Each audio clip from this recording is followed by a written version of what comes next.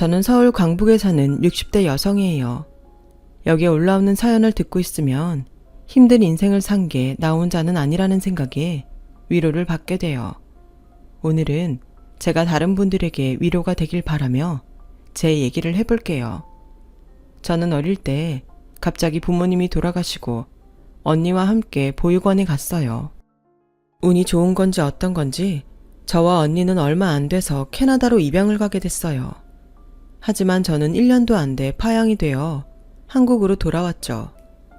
너무 어릴 때라 그런지 캐나다에서 살던 건 하나도 생각이 안 나고 언니가 보냈던 편지들만 기억해요. 나중에 크면 꼭 저를 찾으러 오겠다는 내용이었어요. 저는 언니가 보고 싶을 때마다 편지를 보고 또 보며 하루하루 버텼어요. 그러다가 저도 어느 자식 없는 가정집에 입양이 되어 보육원을 떠났죠. 양부모님은 평범한 회사원과 주부였는데 아이가 없어서 고민하다가 저를 데려오게 됐다고 들었어요.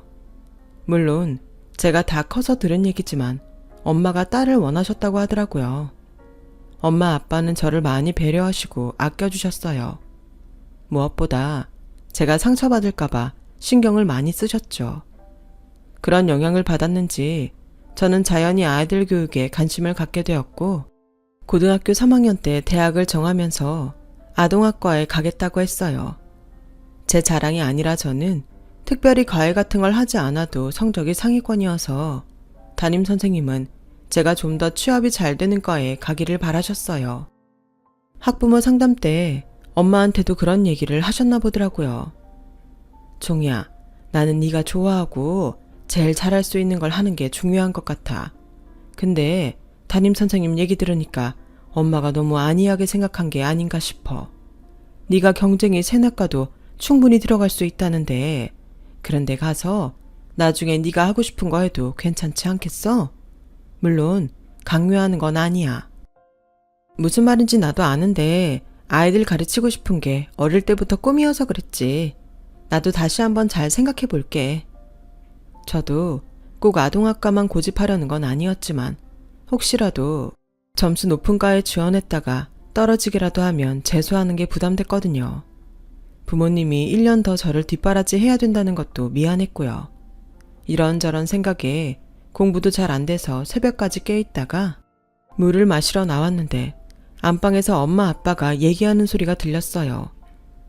종이 담임 선생님이 그러는데 다른 부모들은 더 좋은 과에 가라고 성화라고 하더라고. 성적 안 돼도 좋은 데 갈 수 있는 방법 없냐고 물어보고 그런다는 거야. 그 얘기 들으니까 내가 종이한테 친부모만큼 못해주나 싶어서 어찌나 미안한지. 그러게 우리는 애가 스트레스 받을까봐 조심했던 건데 말이야. 저는 어쩐지 가슴이 찡하고 따뜻해졌어요. 저렇게 저를 생각해 주시는 분들이 제 부모님이 돼주신 게 정말 감사했어요. 다음날 저는 학교에도 부모님에게도 더 좋은 과에 지원하겠다고 했고 전보다 더 잠을 쪼개서 자며 공부에 매진했어요. 그 결과 좋은 대학에 무난히 합격하게 됐죠. 부모님은 제가 너무 잘했다며 예쁜 핸드백을 선물로 해주셨어요. 우리 종이 훌륭하다. 어떻게 이렇게 똑똑하고 예쁜 아이가 우리 집 딸이 됐는지. 엄마 아빠는 너무 자랑스럽고 행복해. 내가 감사하지. 요즘도 여자라고 대학 안 보내는 집들이 있다는데 엄마 아빠는 나 이렇게 좋은 대학 갈 수 있게 해줬잖아. 우리 학교에도 공부 잘하는데 여자니까 대학 가지 말라고 한 애들 있어. 나야말로 진짜 엄마 아빠 만나서 행운아야. 우리 때만 해도 여자는 고등학교만 나와도 된다고 하는 집들이 꽤 있었어요. 그런데 저는 지방 도시 학교에서 서울에 있는 대학까지 갔으니 부모님이 얼마나 깨어 있었는지 말 다 했죠. 부모님은 저와 같이 서울에 올라와서 제가 살 방을 구해주시고 간단한 세간까지 다 마련해 주신 후 내려갔어요. 저는 대학 캠퍼스 시절 동안 영어 공부에 전념했어요. 언젠가 언니를 다시 만났을 때 어떨지를 생각했거든요. 만약에 언니가 한국말을 잊어버렸으면 제가 영어로 소통을 해야 될 것 같았어요. 학교 공부하면서 중고등학생들 과외도 하고 나머지 시간은 영어 공부에 매달려 살다 보니 친구도 많이 못 만들었어요. 남자친구도 당연히 없었죠. 그래도 저는 전혀 외롭거나 쓸쓸하지 않았어요. 어릴 적 보육원에 가고 또 미국에서 혼자 돌아왔을 때를 생각하면 지금이 너무나 행복했거든요. 열심히 공부만 파고든 덕분에 저는 영어 능력 시험에서 높은 점수를 받았고 그걸 인정받은 건지 좋은 회사에 들어갈 수 있었어요. 제 월급의 일정 부분을 부모님과 제가 있던 보육원에 매달 보냈어요. 엄마 아빠는 저한테 월급 보내지 말라고 아우성이었죠. 우리가 너한테 뭐 바라고 한 거 하나도 없어. 그냥 너 잘 가지고 있다가 필요할 때 써. 엄마, 자식이 돼서 돈 버니 부모님한테 용돈 드리는 게 당연하지 뭘 그래. 엄마 아빠 자꾸 그러면 나 섭섭해한다. 데려온 자식이라고 거리 둔다고? 너 아무리 장난이라도 다시는 그런 말 하지 마. 엄마야말로 섭섭해. 그렇게 투닥대면서도 엄마 아빠 저 사이의 정은 예전보다 더 깊어져 갔어요. 격주로 한 번은 집에 가고 한 번은 보육원에 가서 아이들과 놀아주며 회사 다니며 돈 버는 보람을 느꼈죠. 보육원 아이들을 보면 언니 생각이 났고 그때마다 언젠가는 꼭 만나게 되길 마음속으로 빌고 또 빌었어요. 영어 공부도 계속 열심히 했고요. 그렇게 회사 생활을 하고 1년 반쯤 지났을 때 저는 우리 회사 일을 봐주시는 변호사 사무실 사람을 만나게 됐어요. 사무실에 새로 들어온 변호사였는데 키도 크고 인물도 호감형이었어요. 저희 회사가 미국 기업과 업무 체결을 할 때 같이 일을 하면서 자연스럽게 가까워졌어요. 박종희 씨는 영어를 참 잘하시네요. 어릴 때 따로 과외 같은 거 받으셨나 봐요. 아니에요. 대학 때 학원 다니면서 한 게 다예요. 와, 머리가 정말 좋으신가 봐요. 난 사법고시도 2번 떨어졌거든요. 우리 집안에서는 제가 제일 머리가 별로라서 박종희 씨처럼 똑똑한 사람 보면 제일 부러워요. 무슨 말씀이세요? 사법고시를 아무나 보나요? 시험 붙어서 변호사 된 것만도 똑똑하고 대단한 거죠. 라고 했더니 너무 좋아하면서 저한테 호감을 표시했어요. 당시 집에서는 이제 제가 괜찮은 사람을 만나면 좋겠다고 자꾸 여기저기 선자리를 가져와서 나가보라고 하던 중이었어요. 부모님한테 떠밀려 2번 나갔던 것 같은데 그다지 기억에 남는 건 없지만 별로 좋지는 않았어요. 종희씨, 제가 진지하게 데이트 신청할게요. 저랑 만나보는 거 어떠세요? 제가 김 변호사님 같은 분하고 어울릴까요? 이렇게 영어도 잘하고 좋은 회사에서 미국하고 하는 계약도 맞는 똑똑한 분이 무슨 그런 말씀을 하세요? 남자는 호탕하게 웃었고 저는 성격 좋아 보이는 그 사람에게 끌렸죠. 그렇게 몇 개월 사귀어 보니 남자는 처음 봤을 때보다는 좀 소심한 사람이었어요. 하지만 그 정도 시간으로 사람 속을 어떻게 다 알겠어요. 저는 처음 봤을 때의 기억을 자꾸 떠올리며 그 사람의 좋은 점을 보려고 노력했어요.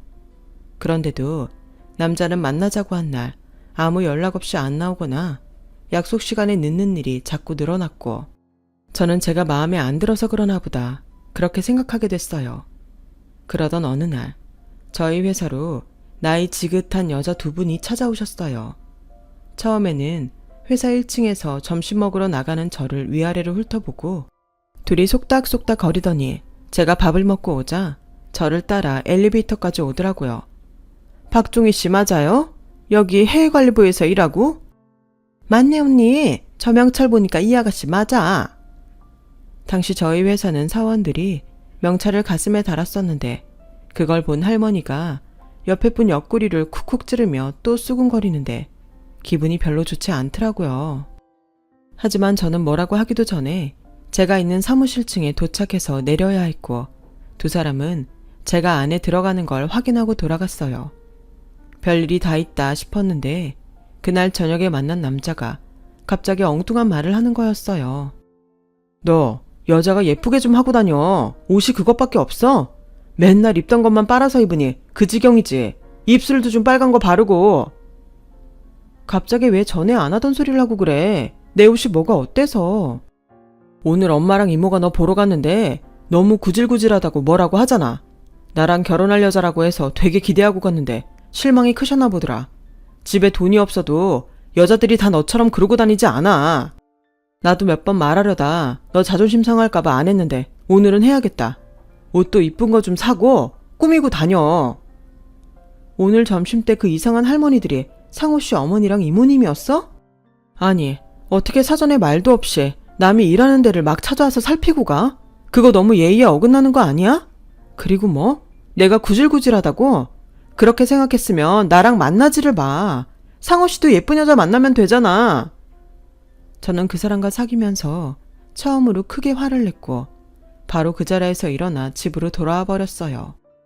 그 사람은 생전 화 안 내던 제가 그러니 당황했는지 집까지 쫓아왔어요. 야, 뭐 그렇게까지 성질을 내냐? 사람 무한하게. 어르신들이 궁금하니까 그럴 수도 있지. 그냥 좀 이해해라 네가. 그리고 오늘 말은 내가 좀 심한 것 같기도 하네. 그건 좀 미안했다.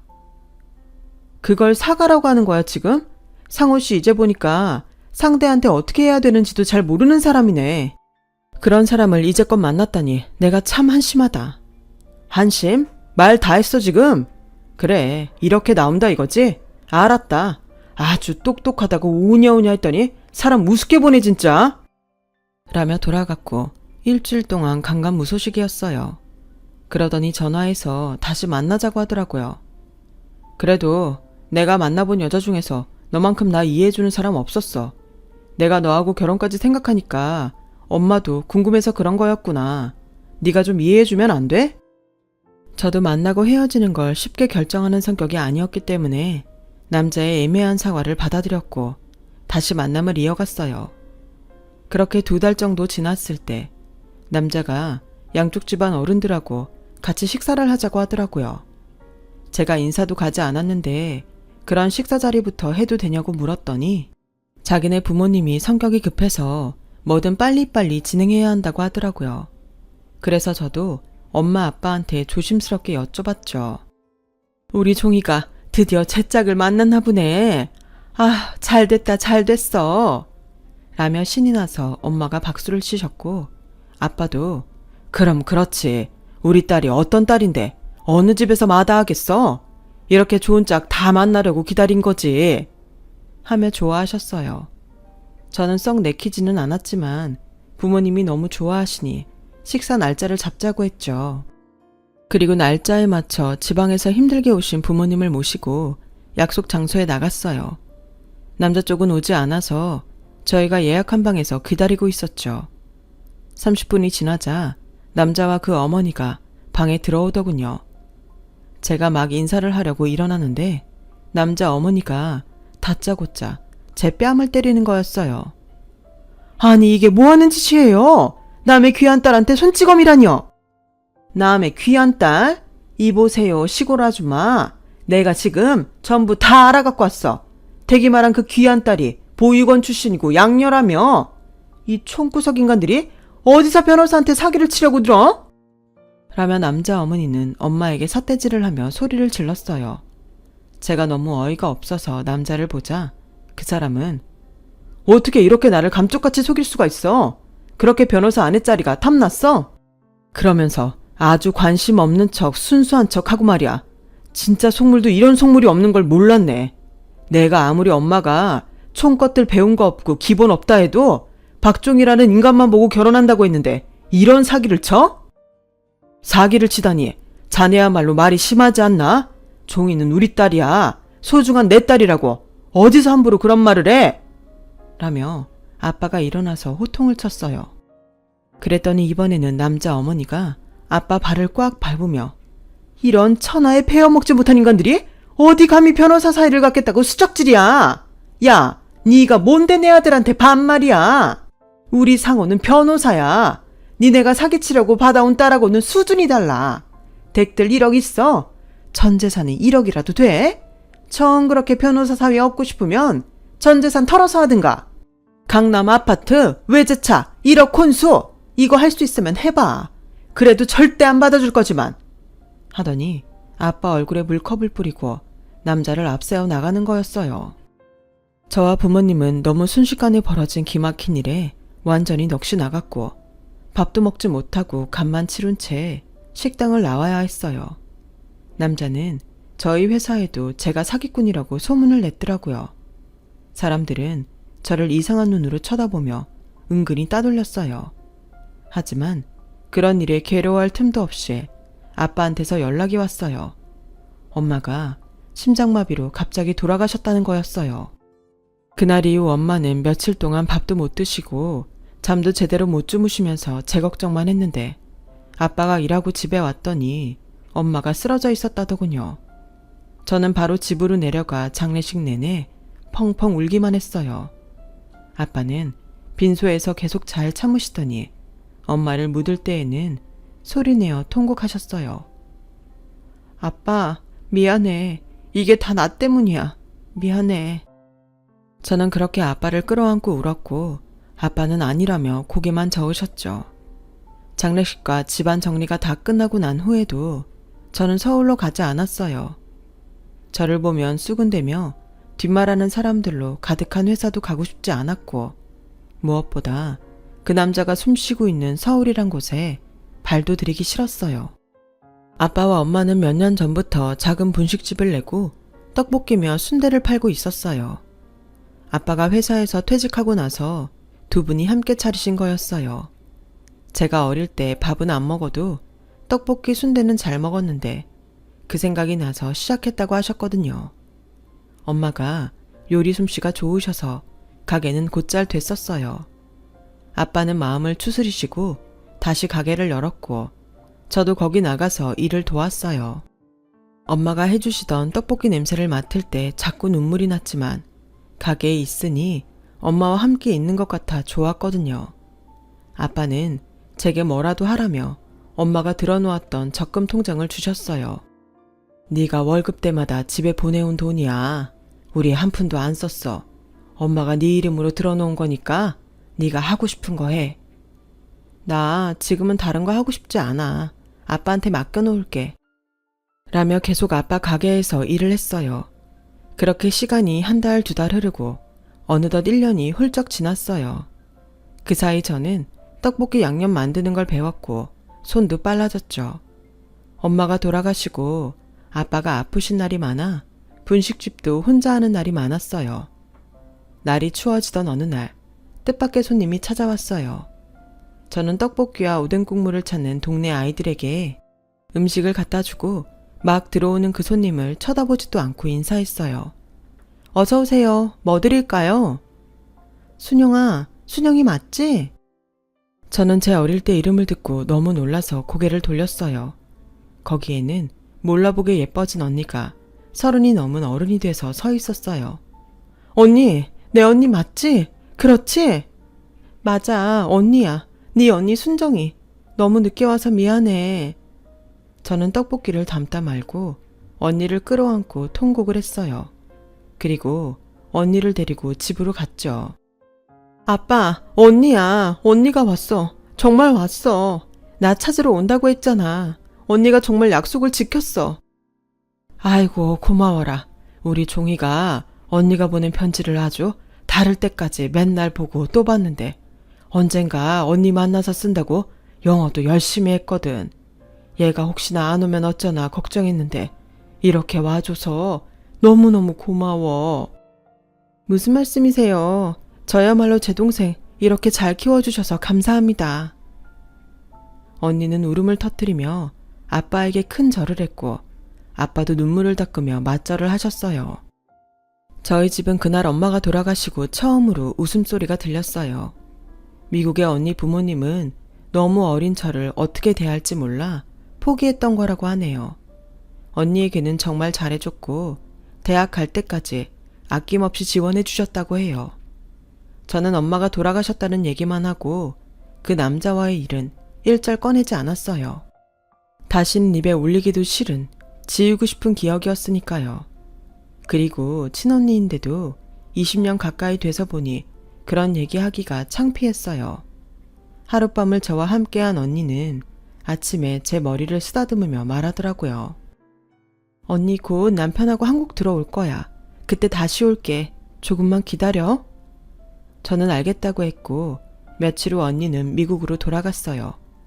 그리고 3개월 정도 지났을 때 언니가 남편과 함께 한국에 들어왔어요.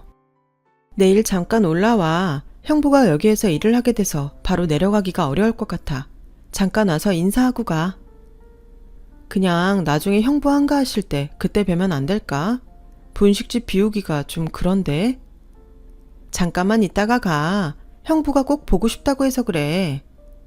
저는 차마 그 남자 때문에 서울 가기 싫다는 말을 끝까지 못했고 별 수 없이 언니와 형부를 만나러 서울로 갔어요. 형부는 저를 보더니 반가워하며 손을 잡았어요. 고등학교 때 미국으로 유학 가서 쭉 있었다는데 그래서 그런지 뭔가 우리나라 사람하고는 분위기가 많이 다르더라고요. 어릴 때부터 거기서 계속 살다가 온 언니도 그랬지만요.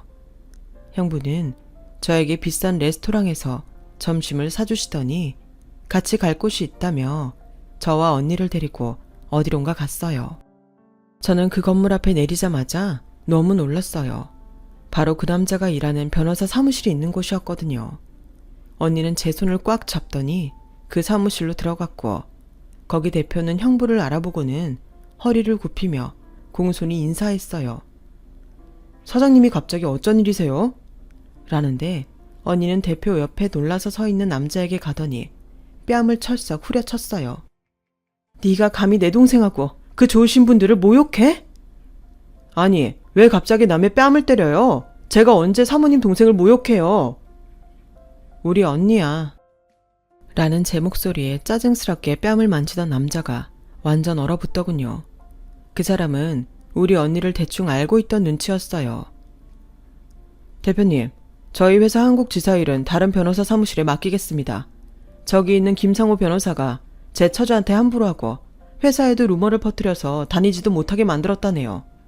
변호사라는 직업을 가진 사람이 할 짓은 아닌 듯 합니다만. 라고 하자 대표 변호사는 얼굴이 새하얘져서 어쩔 줄 몰라 하더군요. 언니 형부는 미국에서 꽤 좋은 회사 임원이었고 이번에 한국 지사를 만들면서 사장으로 발령을 받았다고 하더라고요.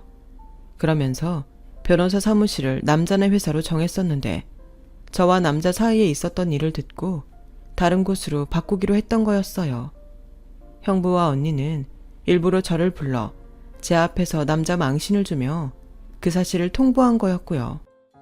변호사 사무실은 한바탕 난리가 났고 남자는 어쩔 줄 몰라 하더군요. 그날 저녁 제가 집에 내려가기 전 남자는 자기 어머니를 데리고 언니와 제가 있는 곳으로 오더니 진짜 손이 발이 되도록 빌더라고요. 우리가 정말 실수했어요, 사모님. 종희씨, 미안해요. 어떻게 한 번만 선처해 주시면 안 될까요?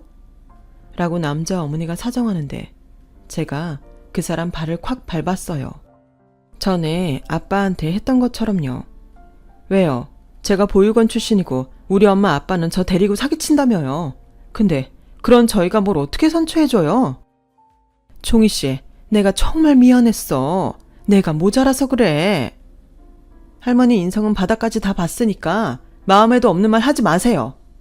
라며 매몰차게 뿌리쳤고 두 사람은 계속 사정하다가 결국 그냥 돌아가더군요. 언니는 아빠를 설득해 시골집을 정리하고 저와 함께 서울에 오게 했어요. 그 후 저는 좋은 사람을 만나서 결혼을 하게 됐고 지금까지 아들, 딸 낳고 잘 살고 있답니다. 언니네도 한국에 아주 정착을 했고요. 잠시 젊은 시절에 시련이 있었지만 그 덕분에 저는 사람을 겉모습만 보지 않고 내면을 보려고 더 노력하게 된 것 같아요. 이렇게 나이가 들어서 언니와 함께 늙어가니 지금도 가끔 꿈을 꾸는 기분이에요. 제 얘기는 여기까지랍니다. 들어주신 분들 다들 건강하시고 행복하세요. 여러분, 사연 댓글에 응원과 현명한 조언 부탁드려요. 좋아요와 구독은 저에게 큰 힘이 됩니다. 오늘도 좋은 일 가득하세요.